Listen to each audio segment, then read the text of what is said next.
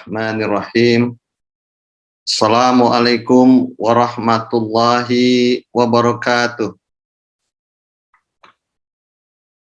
Alhamdulillahirabbil alamin. Wassalatu wassalamu ala samsil mursalin wa qamarin nabiyyin wa sidratil muntahal arifin. Sayyidina Muhammadin wa ala alihi washabbihi ajmain. Ilahi anta maksudi waridhoka matlubi a'tini mahabbataka wa ma'rifataka. Kehadapan dan di hadapan para ahli silsilah thariqah Qaria Naqsabandiyah Pondok Pesantren Suryalaya, wabil khusus guru agung kita, pembimbing kita, Syekhuna wa mursyiduna fi hadzal zaman, Syekh Muhammad Abdul Ghosefullah Maslo Qaddaslahu sirrah. Teriring harapan dan permintaan kita pada Allah Subhanahu wa taala agar Allah memberikan umur dunianya kepada Syekh Mursyid kita dipanjangkan, ditambahkan karomahnya yang banyak untuk keperluan kita semua para murid-muridnya. Al-Fatihah. A'udzubillahi minasyaitonirrajim. Bismillahirrahmanirrahim. Alhamdulillahirabbil alamin arrahmanir rahim maliki yaumiddin. Iyyaka na'budu wa iyyaka nasta'in. Ihdinas siratal mustaqim. Siratal ladzina an'amta 'alaihim ghairil maghdubi 'alaihim waladdallin. Amin. Yang saya hormati, yang saya muliakan, al-mukarramun, para wakil talqin yang hadir dalam kesempatan manaqib online sedunia ini, maupun yang menyaksikan secara asinkronus dalam rekaman nanti. Yang saya hormati, yang saya banggakan para kiai, para ajengan, asatijah, wabil khusus para pengelola, penggagas, event organizer manaqib online sedunia ini, Teh Susis milik kita, Umi Syahid, Uspanji dan lain-lain. Juga yang saya hormati para pemangku manaqib, ikhwan akhwat yang tergabung dalam manaqib online sedunia, para petugas amaliyah yang baru saja menunaikan tugasnya. Semoga Allah berkahi kita semuanya. Semoga Allah jadikan melalui fadilah manaqib ini menjadikan kita orang-orang yang diberi kesehatan baik jasmani maupun rohani. Kita dimudahkan urusan-urusan kita baik yang berkaitan dengan masalah dunia maupun akhirat.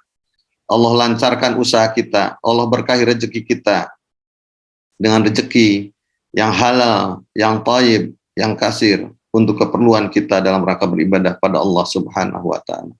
Allah berkahi kita semua, Allah kabulkan hajat kita semua, dan Allah berkahi kita, anak, turunan, dan keluarga yang soleh dan solehah. Al-Fatihah. A'udzubillahi minasyaitonirrajim. Bismillahirrahmanirrahim. Alhamdulillahirabbil alamin arrahmanir rahim maliki yaumiddin. Iyyaka na'budu wa iyyaka nasta'in. Ihdinas siratal mustaqim. Siratal ladzina an'amta 'alaihim ghairil maghdubi 'alaihim waladdallin. Teh Susi, Kiai Muhammad, Gus Panji, dan semuanya, ikhwan akhwat yang dimuliakan Allah. Dalam kesempatan ini, izinkan Al-Fakir mencoba untuk menyampaikan tema terkait hikmah ilmiah ini adalah hal yang mendasar, hal yang umum, yaitu terkait dengan rukun agama Islam atau dasar-dasar agama Islam. Hal ini juga terkait dengan karya guru agung kita, Syekh Muhammad Abdul Ghosefullah Maslo Qaddaslahu sirrah. Dalam kitab Fadhailus Suhur, beliau memaknai huruf-huruf dalam pembentuk bulan, di mana dalam bulan ini, dalam kalender sirna rasa keempat, bulan ini adalah bulan Ramadan kedua. Dalam kalender Hijriah adalah bulan ini bulan Syawal. Pangersa Abah dalam kitab Wadul Suhur mengartikan huruf-huruf dalam bulan Syawal ini yang terdiri atas huruf shin, huruf wawu, alif, dan lam. Huruf shinnya Pangersa Abah mengartikan dengan syajarah, pohon. Dan huruf wawunya Pangersa Abah mengartikan wusul, artinya sampai. Dan yang huruf alif Pangersa memaknainya dengan usul atau pokok atau dasar atau rukun. Dan lamnya adalah liqa.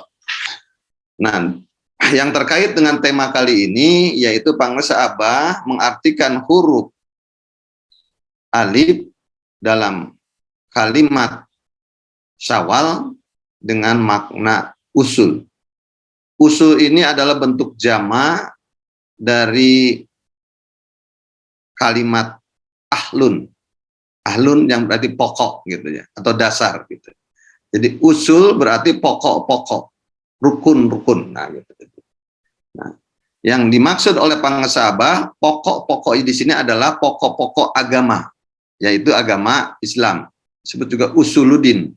Nah, usuluddin artinya pokok-pokok agama Islam. Nah, pokok-pokok agama Islam ini Pangersa Abah menjelaskan ada 3, sebagaimana disebut dengan rukun Islam. Agama Islam itu ada 3, yaitu pertama rukun Islam itu sendiri, yang kedua rukun iman, dan ketiga adalah rukun ihsan. Jadi Islam, iman, dan ihsan ini adalah merupakan satu kesatuan sebagai tiang, sebagai rukun, sebagai pokok-pokoknya dari agama. Jadi salah satu tidak boleh yang ditinggal, ada yang ditinggalkan. Kalau kita ingin bangunan agama Islam ini yang kita anut, yang kita pelajari, dan yang kita yakini berjalan tegak, berdiri kokoh, maka ketiga rukun ini harus berjalan, ditegakkan seiring sejalan. Tidak boleh ada yang ditinggalkan. Nah, ini fenomena yang ada memang sering kita melihat orang sudah belajar agama, bahkan sudah pesantren gitu. Bahkan ada terjadi kondisi kasus misalnya di beberapa pesantren tertentu, seorang ustadz melakukan tindakan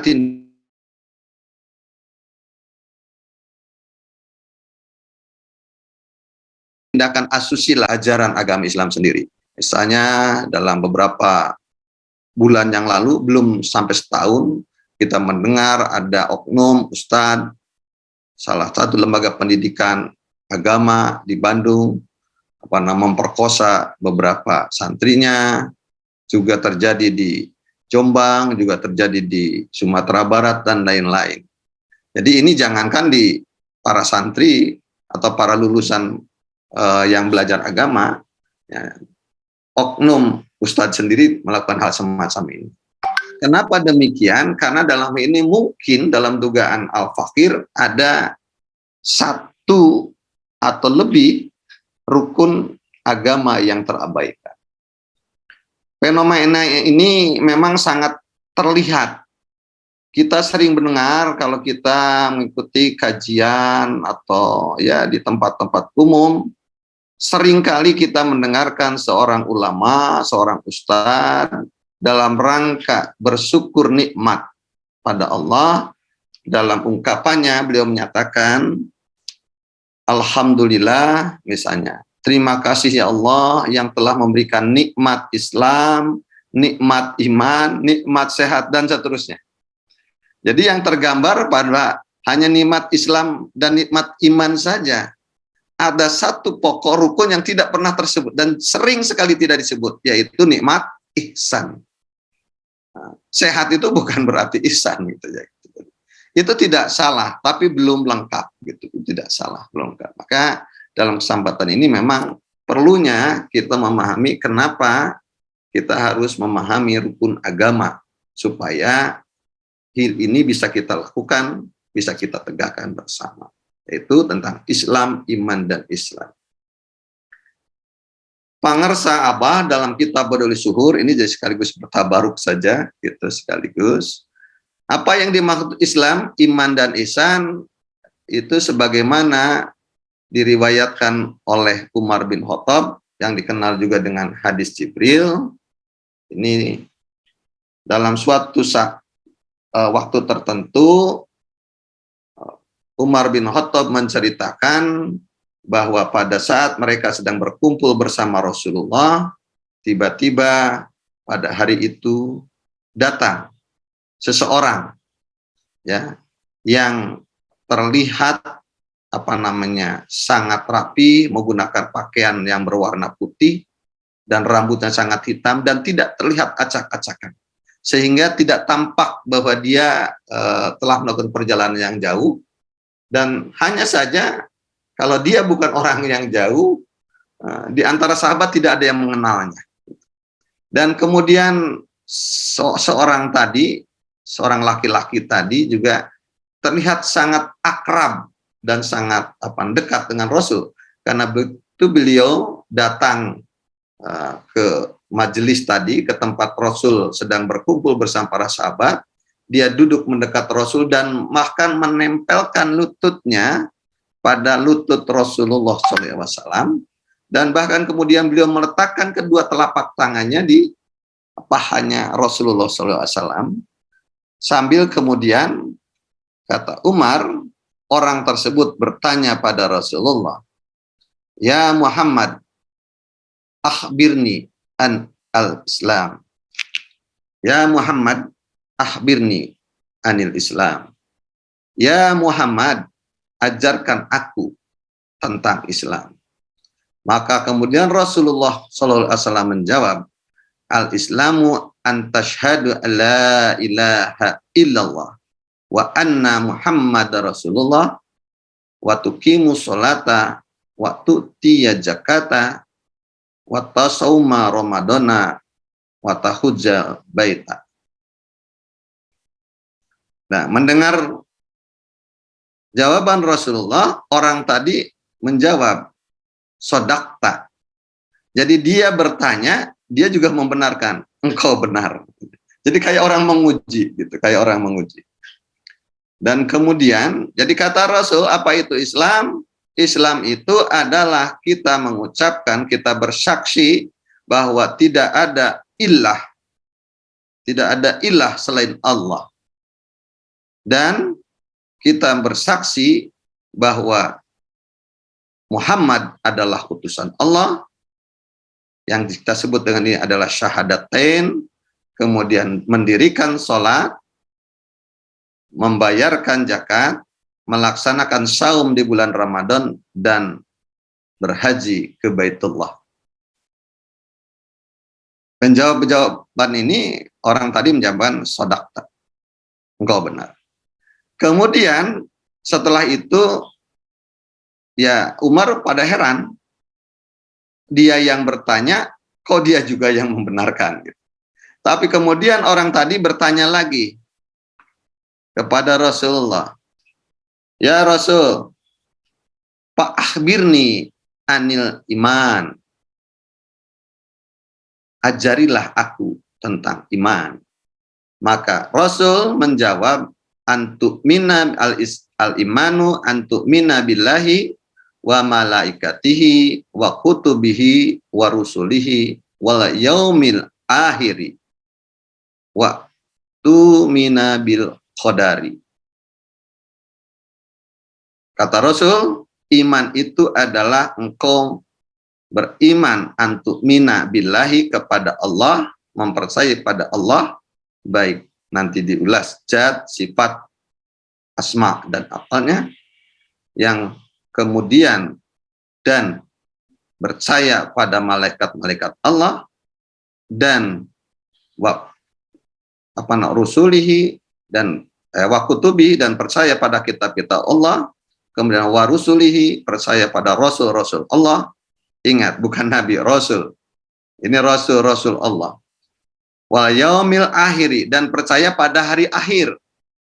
Redaksinya ya wal yaumil akhiri, bukan ya wal yaumil kiamati. Wal yaumil akhiri. Jadi hari akhir. Dan watu mina bil qadari, dan percaya pada qadar.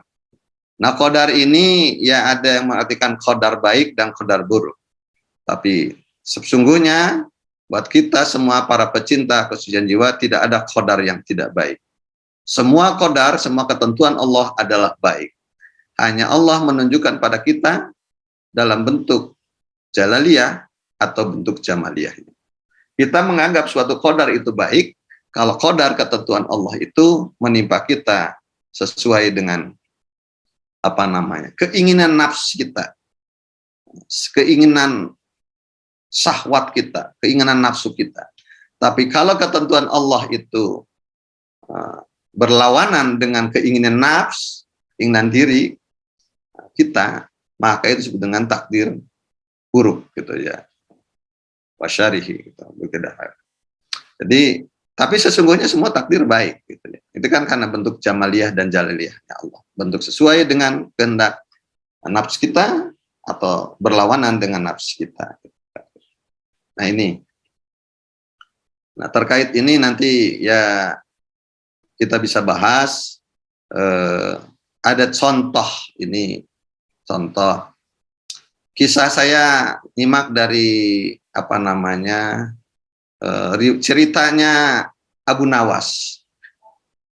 Abu Nawas ini adalah kisah seorang sufi yang sangat cerdik tapi lucu. Mungkin kalau boleh di Jawa Barat kayak si Kabayan gitu lucunya gitu.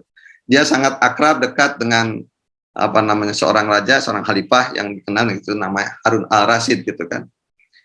Pada suatu saat gitu ceritanya, Harun al-Rasyid ini dia berburu karena dia senang berburu dan dia mendapatkan rusa.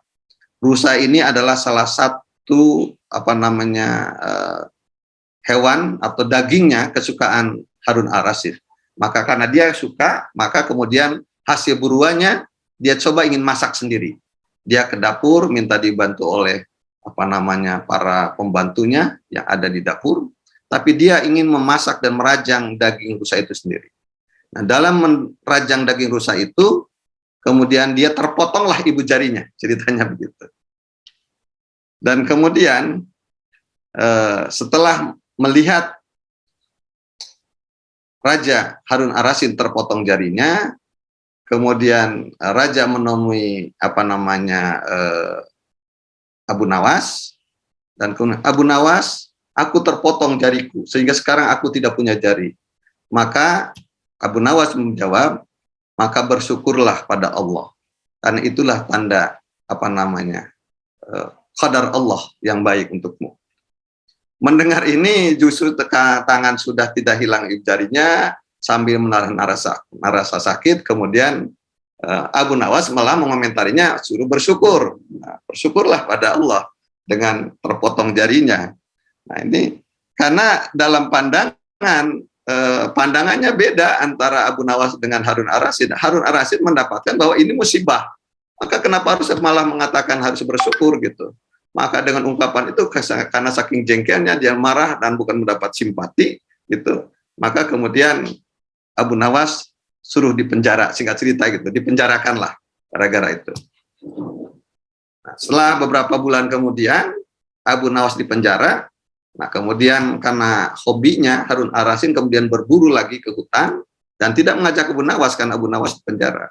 Dalam perburuan ini dia terjebak pada suatu wilayah yang daerah yang dikuasai orang-orang yang kanibal, orang-orang yang suka memakan daging manusia gitu. Nah, tertangkaplah Harun al-Rasyid. Nah, sebelum itu, sebelum berangkat ke berburu, Harun al-Rasyid menengok dulu ke penjaranya Abu Nawas. Sambil dengan senang meledek dia, "Hai, Abu Nawas, bagaimana yang kamu rasakan setelah kamu dipenjara?"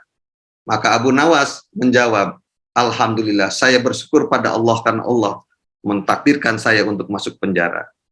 Maka mendengar itu makin jengkel lah Harun Ar-Rasyid sambil dia mencibir, ah dasar kamu orang aneh, di penjara kalau hamba bersyukur. Sambil terus berjalan dan dia terus kemudian melanjutkan perjalanan untuk berburu ke hutan dan tertangkap, di mana Harun Al-Rasyid tertangkap oleh tadi kelompok orang-orang kanibal. Dan dia dibawa, dan kemudian singkat cerita, ini adalah orang asing, kemudian Harun Ar-Rasyid akan dijadikan tumbal untuk dimasukkan kepada air yang mendidih sebagai tumbal pada sang dewa. Kemudian pada saat detik-detik menjelang mau diceburkan ke dalam air yang mendidih, kepala suku melihat, stop, jangan dilanjutkan, katanya. Maka para penggawanya kepala suku tadi yang sudah siap-siap menceburkan Harun Ar-Rasyid ke dalam air yang mendidih, nggak jadi. Dan kemudian kata kepala suku, dia orang yang cacat. Dia tidak punya ibu jari, katanya. Padahal kita harus membuat persembahan pada dewa, kata kepala suku itu adalah harus orang yang sempurna, yang tidak punya cacat. Maka atas dasar karena dia cacat, tidak jadi dikorbankan, dan kemudian dibebaskanlah Harun Ar-Rasyid, dan dia pulang kembali ke kerajaannya, ke Baghdad, dan kemudian dari situ dia merasakan, oh benar, inilah yang dianggap, baru dia menyadari apa yang disampaikan oleh Abu Nawas, bahwa beliau mengatakan bersyukur dia mendapatkan tangannya yang cacat ini tidak punya ibu jari. Coba kalau dia punya ibu jari, maka dia sudah habis, dia sudah lenyap, dikorbankan oleh kepala suku kanibal tadi. Nah, dan kemudian dia datang menghampiri kemudian Abu Nawas ke penjara lagi. Wahai Abu Nawas, aku baru paham, betul engkau menyatakan bahwa dengan terpotongnya ibu jari saya, singkat cerita, saya perlu bersyukur. Karena melalui ibu jari saya terpotong ini, maka saya selamat dari jadi korbannya para suku kanibal. Nah sekarang saya bertanya, kata Harun Ar-Rasyid padamu, nah sekarang kenapa engkau bersyukur dimasukkan ke dalam penjara? Nikmat apa yang kau dapatkan? Kata.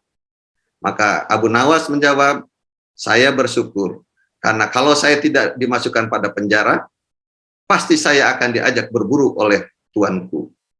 Nah, kalau tuanku tertangkap, pasti saya juga tertangkap.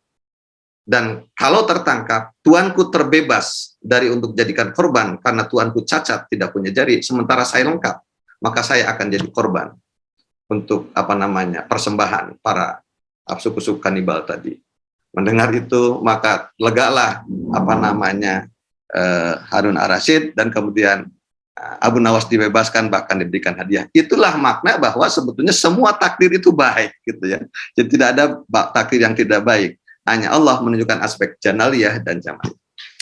Oke, lanjutkan. Rukun iman, rukun Islam tadi ada 5, kata Rasul, yaitu bahwa kita harus bersyahadat, mendirikan sholat, kemudian membayarkan zakat, dan kemudian saum di bulan Ramadan, dan haji ke Baitullah. Sedangkan iman adalah yakin, percaya pada Allah Subhanahu wa Ta'ala, yakin pada malaikat-malaikatnya, yakin pada kitab-kitabnya, yakin pada rasul-rasulnya, yakin pada hari akhir, dan yakin pada qadarnya Allah Subhanahu wa Ta'ala. Lalu orang tadi mengatakan, sadaqta, engkau benar. Namun kemudian orang tadi bertanya lagi, ya Rasulullah, fa'ahbirni anil ihsan. Maka Rasulullah menjawab, al-ihsanu an tu'mina, al-ihsanu an ta'budullaha ka'annaka tarahu, fa ilam takun tarahu, fa innama yaraka. Ihsan itu, kata Rasul, beribadahlah engkau kepada Allah seakan-akan engkau melihat Allah, dan sekiranya engkau tidak melihatnya, yakin bahwa Allah melihatmu. Jadi aspek pengawasan. Ini yang sering terlupakan. Ini yang sering terlupakan. Jadi harusnya padahal antara Islam, iman, dan ihsan itu merupakan satu kesatuan yang tidak boleh terlupakan.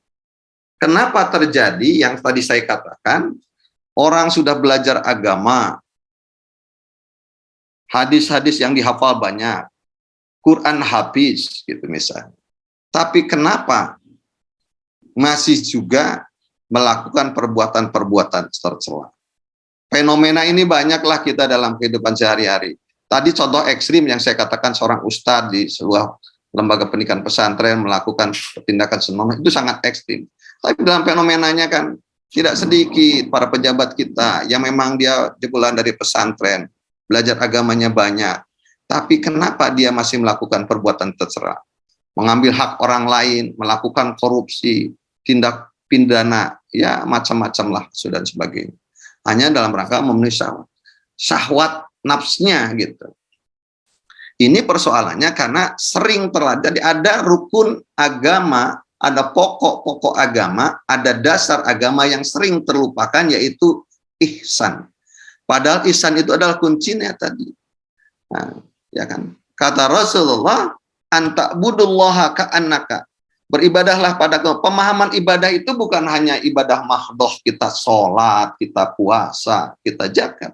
Tapi aktivitas keseharian kita yang diniatkan karena Allah, itu kan bernilai ibadah. Karena, ya kata Rasul, bahwa semua perbuatan itu tergantung pada niatnya. Kalau kita bekerja, diniatkan karena Allah, maka kita bekerja itu adalah juga ibadah. Kita makan sekalipun, karena kalau diniatkan kita makan ini karena Allah, untuk ibadah karena Allah, untuk apa? Supaya kita punya asupan gizi, supaya kita dapat energi yang kita ada di dalam diri kita gunakan dalam rangka melakukan aktivitas takwa pada Allah, untuk melakukan hal yang diridhoi dan disuruh Allah dan menjalankan Allah, itulah ibadah juga. Jadi antabudu Allah ka'anak. Yakinlah, ibadahlah kamu, lakukanlah perbuatan, tindakan-tindakan kamu yang diniatkan karena Allah. Ya. Seakan-akan engkau melihatnya. Jadi dalam rangka bekerja kita harus yakin bahwa Allah melihat, kita melihat Allah dalam bekerja kita. Dalam sholat, udah pasti kita harus yakin bahwa kita melihat Allah dalam sholat kita. Tapi kalau makom kita belum sampai di sana, kata Rasulullah, yakinlah fa innahu yaraka. Yakinlah bahwa bahwa Allah Subhanahu wa Ta'ala melihat kita. Jadi dalam sholat kita, dalam makan kita, jadi dalam bekerja kita, dalam pergaulan kita, yakinlah bahwa Allah melihat kita. Muraqabah kita pada Allah. Nah, dengan adanya rasa pengawasan kita oleh Allah Subhanahu wa Ta'ala, maka yakin dalam setiap tindak ibadah kita, dalam tindak perbuatan kita akan sangat berhati-hati. Seorang yang merasa bahwa dalam waktu makan dia dilihat oleh Allah, maka dia akan bisa memilah. Ada makanan yang haram, maka dia akan jauhi. Maka makanan yang halal yang dia nikmati. Makanan haram itu baik dalam cara memperolehnya, misalnya ada lagi lapar, misalnya ada buah di pasar, orangnya meleng, ambil saja lalu dimakan. Nah, kalau kita yakin bahwa Allah melihat kita, tidak mungkin terjadi hal itu terjadi. Sama halnya lah, ibarat seseorang berkendara motor, misalnya ada di situ ada traffic light gitu, lampu lalu lintas. Nah, biasanya kalau di lampu lalu lintas itu ada polisi yang mengawasi, semua tertib, tidak ada itu yang menyerobot, lampu merah tabrak gitu, lampu kuning nggak ada. Tapi begitu tidak merasa tidak ada yang ngawasi, ya sudah nyelonong saja. Jangankan lampu kuning, lampu merah juga bablas sering gitu. Nah, maka tidak tahunya dari arah yang berlawanan atau yang arah yang ini ada kendaraan juga terjadilah kecelakaan. Itulah. Dalam seorang anak sekolah, seorang santri dalam ujian di sekolah, kenapa perlu ada pengawas? Karena begitu tahu dia ada pengawas, nah, maka dia berlaku jujur, tidak nyontek dalam ujian, dalam ulangan. Tapi begitu merasa tidak ada pengawas, pengawasnya keluar, maka terjadilah kemudian hal dia melakukan perbuatan yang curang, yang dilarang dari Allah. Itu sangat pentingnya kita merasa muraqabah Allah Subhanahu wa Ta'ala. Bahwa diri kita merasa dekat, merasa diawasi oleh Allah Subhanahu wa Ta'ala. Apa muraqabah kita? Buat kita ya, udah. Muraqabah kita itu bahwa kita ya jikir kopi itu. Ini yang nggak boleh putus. Nah, itu. Nah, dengan demikian maka sangat penting. Ya, 3 pilar, 3 rukun agama Islam itu harus berjalan seiring sejalan dengan mendapatkan poin yang sama. Hal ini juga sebagaimana Allah berfirman dalam surat Al-Baqarah ayat 128, A'udzubillahi minasyaitonirrajim, ya ayyuhalladzina amanu udkhulu fisilmi kafah, kan begitu. Hai orang-orang yang beriman, masuklah kalian ke dalam Islam, ke dalam agama Islam secara menyeluruh. Keseluruhannya, Islamnya masuk, imannya masuk, ihsannya juga. Jangan hanya Islam dan iman, ihsannya ditinggalkan. Nah, oleh karenanya, dari meyakini adanya, ya kalau bisa saya ingin sampai sekitar 38 menit paling lama ya. Jadi itulah perlunya kita mensinkronkan, memahami tentang rukun agama secara kafah, menyeluruh.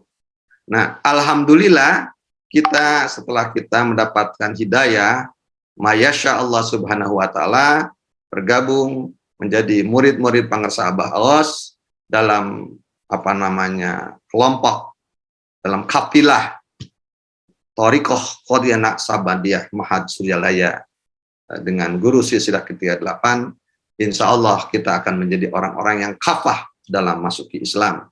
Karena kita sudah menegakkan iman, Islam, dan ihsan. Apa itu iman?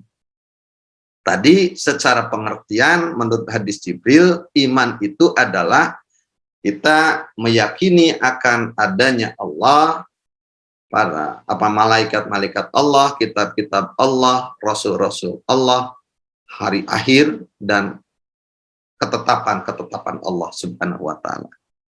Nah, dalam pemahaman umum yang dimaksud iman terkait dengan rukun agama adalah sebagai pondasi utama. Jadi iman, Islam, dan ihsan itu sebetulnya iman ini sebagai pondasi utama bagaimana kita meyakini dalam mengenal Allah. Jadi meyakini tentang hakikat Allah, tentang teologis, ilmu tentang ketauhidan. Jadi karena kita kan diminta, tugas kita di dunia ini kan hanya satu, beribadah kepada Allah. Sebagaimana Allah berfirman, wa ma khalaqtul jinna wal insa illa liya'budun. Tidaklah semata-mata aku ciptakan jin wal insan dan manusia kecuali tugasnya adalah dalam rangka beribadah. Nah, dalam rangka kita ibadah, dalam rangka kita menghamba, kita mengabdi gitu kan. Kita mau berkhidmat gitu.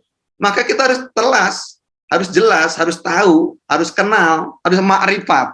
Siapa yang akan kita hambai? Siapa yang akan kita sembah? Siapa yang akan kita khidmati gitu kan gitu.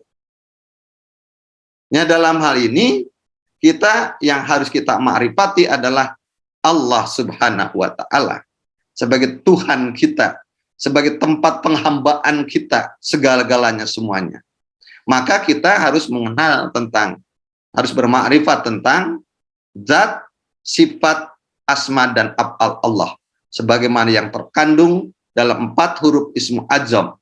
Alif itu berarti zat Allah, lam yang pertama berarti sifat Allah, lam kedua adalah asma Allah, dan ha adalah af'al Allah. Jadi kita harus mengenali zat yang akan kita sembah melalui af'al yang paling dasar sebetulnya, melalui asma, sifat, dan zatnya. Zat Allah tidak mungkin kita kenali. Zat inna Allah itu adalah laisa kamisli syai'un, berbeda dengan sekalian. Maka untuk mengenali, memakrifat pada Allah, kita melalui tahapan mengenali sifat-sifat Allah, asma Allah, dan af'al Allah Subhanahu wa ta'ala. Nah, itu. Nah, melalui ini, maka dalam rangka berteologi, bagaimana kita mengenal, memakrifati tentang hakikat Tuhan, maka muncullah ilmu-ilmu tentang yang mempelajari keteologisan yang disebut dengan ilmu tauhid. Nah, tauhid ini melahirkan fenomena atau gambaran umum disebut dengan istilah hakikat. Dari hakikat ini, iman melahirkan ilmu, teorinya disebut tauhid, amalannya adalah bentuk konkretnya berupa hakikat, hakikat yang kita imani, hakikat yang kita sembah. Nah, dari macam-macam teori-teori ketauhidan ini memaknai tentang hakikat ketuhanan, maka muncullah firqah, muncullah aliran-aliran ketauhidan yang kita kenal. Ada aliran Syiah, Khawarij, Murji'ah, Qadariyah, dan sebagainya, Jabariyah dan sebagainya. Kita semua umumnya yang di Indonesia yang tergabung dalam ahli sunnah wal jamaah, berarti kita mengambil ketauhidan Asy'ariyah, Maturidiyah, gitu kan gitu. Nah, jadi ngambil pertengahan. Memang kalau Qadariyah bukan Qadiriyah ya, Qadariyah itu adalah di mana aliran ketauhidan di mana menyatakan bahwa semua manusia itu punya kuasa. Jadi baik buruknya tindakan kita itu karena kehendak kita. Jadi kalau Allah menghakimi orang yang berbuat baik masuk surga, orang yang berbuat salah masuk neraka itu karena ulah kita. Di situ tidak mengenal ada campur tangan Allah, bahwa Allah sudah membekali. Nah, itu kira-kira secara sederhana Qadariyahnya. Nah, kemudian ekstrimnya lawannya ada Jabariyah. Kalau Jabariyah itu mengatakan bahwa semuanya yang terjadi takdir Allah. Kita ya hidup misalnya masih menjomblo, ini karena takdir Allah. Kita hidup papa misalnya tidak punya sesuatu, ini sudah takdir Allah. Kita hidup misalnya punya anak 5, itu sudah takdir Allah. Gitu. Jadi memang agak meniadakan tentang usaha manusia. Nah, persoalannya kan jadi ada yang tidak baik. Saya menjadi seorang pencuri karena takdir Allah. Nah, ini yang tidak baiknya kan. Jadi ini menyalahkan Allah terhadap perbuatan-perbuatan yang baik pada kita. Nah, sehingga dalam Mahan Asy'ariyah Maturidiyah itu kita termasuk yang kelompok ahli sunnah wal jamaah, bahwa apa yang terjadi pada kita ini sesungguhnya adalah memang ketentuan Allah yang dibarengi dengan usaha kita. Jadi kita memang harus ada ikhtiar. Ikhtiar kita finalnya memang Allah yang menentukan. Tidak mungkin kita dapat uang tanpa kita melakukan suatu usaha aktivitas gitu. Nah, gitu aja. Kira-kira seperti itu sederhananya. Nah, sedangkan Islam dalam pemahamannya bahwa kira-kira kalau tadi kita sudah tahu siapa sosok yang dimakrifat yang akan kita sembah, hakikat dari yang kita sembah, maka kita melakukan bagaimana cara ibadah, bagaimana cara kita menghamba, bagaimana cara kita berkhidmat pada Allah Ta'ala. Nah, ini diatur dalam Islam tadi melalui dari syahadatain, sholat, zakat, puasa, haji. Dari ketentuan Islam ini maka kemudian muncullah ilmu yang disebut dengan ilmu fikih, ya gitu, ilmu fikih. Nah, ilmu fikih. Dari ilmu fikih maka prakteknya disebut dengan syariat. Syariat itu jalan besar atau cara utama gitu. Dari syariat ini kemudian karena masing-masing pengkajiannya berbeda, muncullah mazhab-mazhab. Ada mazhab Hanafi, mazhab Hambali, mazhab Syafi'i dan sebagainya. Nah, kita yang tergabung dalam Torqiyah Qadiyah Naksabandiyah ya, pangarsa abah ya guru agung kita. Kalau guru agung kita mengikuti mazhab Syafi'i, ya mazhab Syafi'i gitu ya. Kita harus berani berhijrah gitu. Jangan menyelisihi guru mursyid kita. Nah, kalau saya mengibaratkan seseorang mau berkhidmat itu seorang istri sebetulnya misalnya mau mengabdi pada suaminya. Maka karena dia menjadi seorang istri yang baik, maka dia bagaimana melayani suami itu misalnya dalam aspek makanan saja. Maka dia dalam mencari makanan ini dia mencari tahu, bermakrifat kira-kira makanan apa yang disukai oleh suami misalnya kan gitu. Apakah suami senang masakannya pedas-pedas atau suami senang masakannya manis-manis dan sebagainya.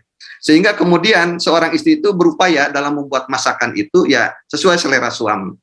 Nah, itu cara Islam menurut saya.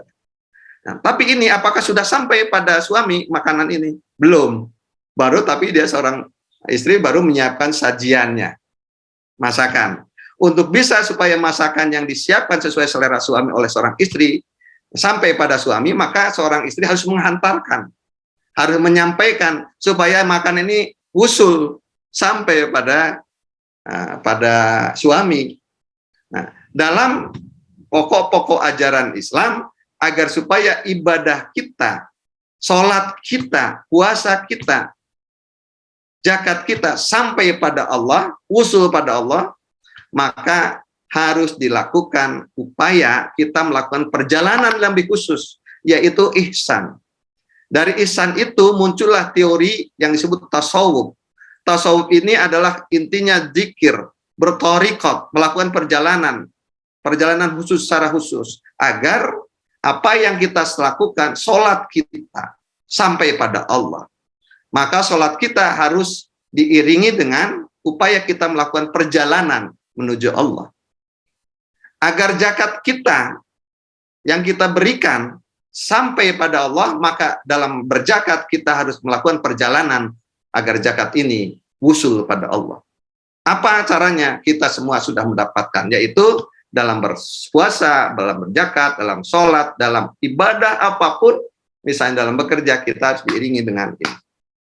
Ini, zikrullah itu adalah perjalanan yang kita lakukan, agar kita sampai pada Allah. Nah, sama seorang istri sudah masak, bikin masakan yang bagus, kalau hanya disimpan di rumah, pada suami tidak di rumah, maka seorang istri harus melakukan perjalanan. Perjalanan khusus. Kalau suaminya sedang di ladang, ya diajarkan masakan ke ladang. Kalau suami sedang di kantor, ya lakukan perjalanan ke kantor, kan gitu. Nah, perjalanan khusus ini adalah perjalanan yang unik, yang harus dilakukan sesuai dengan kondisi. Jalan lorong-lorong apapun yang ditempuh. Itulah kira-kira ketiga-tiganya harus lengkap. Sudah lewat dari 38 menit, mohon maaf. Nah, terakhir saya mengilustrasikan bahwa perlunya rukun agama, pokok-pokok agama, dasar-dasar agama harus berjalan seiring supaya yang kita yakini, yang kita sembah, kita yakin, dan apa yang kita lakukan dalam rangka menyembah Allah Subhanahu wa Ta'ala, dengan apa yang kita lakukan sampai pada Allah, maka 3 rukun agama harus berjalan seiring seirama, tidak boleh ditinggalkan. Imannya jelas kita pahami, hakikat Allahnya, keallahannya, dan kita lakukan ibadah fisiknya, ibadah badaniahnya dengan syariat, dengan Islam, dan kemudian dilakukan supaya ibadah badannya kita sampai pada Allah, karena sesungguhnya Allah Maha Gaib, maka perjalanan kita harus dilakukan dengan gaib. Nah, untuk perjalanan gaib inilah adalah perjalanan ihsan. Imam An-Naqsabandi mengibaratkan bahwa kalau kita bermakrifat pada Allah, anggaplah makrifat itu adalah mutiara. Kita tahu mengenali tentang sifat, nama, dan misalnya zat mutiara. Nah, untuk sampai ke mutiara itu adanya adalah di hakikat keallahan. Mutiara itu ada hakikat kelautan. Jadi, laut diibaratkan sebagai hakikat, mutiara dianggap sebagai makrifat, kemudian perahu itu dianggap sebagai syariat, maka terjun ke laut, berenang dan menyelam itulah torikotnya. Jadi agar supaya kita bisa wusul mengarungi lautan, mendapatkan mutiara di dalam dasar laut, maka di samping kita berlayar di atas perahu dengan jalan-jalan syariat, tidak mungkin kita sampai pada mutiara kalau kita tidak melakukan perjalanan torikot melalui menyelam ke dasar lautan, sehingga sampailah mendapatkan mutiara tadi. Itulah ibaratnya. Imam Naqsabandi menggambarkan tentang hakikat, syariat, tarikat, dan makrifat. Itu adalah ibarat lautan, kemudian perahu, berenang, dan mutiara. Itu semoga bermanfaat dan semoga Allah berkahi melalui karamah Pangsa Abah Aos, kita diberikan kekuatan untuk terus mampu melaksanakan, mengamalkan, melestarikan, dan mengajarkan ajaran Thariqah Koordinat Sabandiyah Madsudalaya. Al-Fatihah. A'udzubillahi minasyaitonir rajim. Bismillahirrahmanirrahim. Alhamdulillahirabbil alamin arrahmanirrahim maliki yaumiddin. Iyyaka na'budu wa iyyaka nasta'in ihdinas siratal mustaqim siratal ladzina an'amta 'alaihim ghairil maghdubi 'alaihim waladdallin. Amin. Assalamualaikum warahmatullahi wabarakatuh.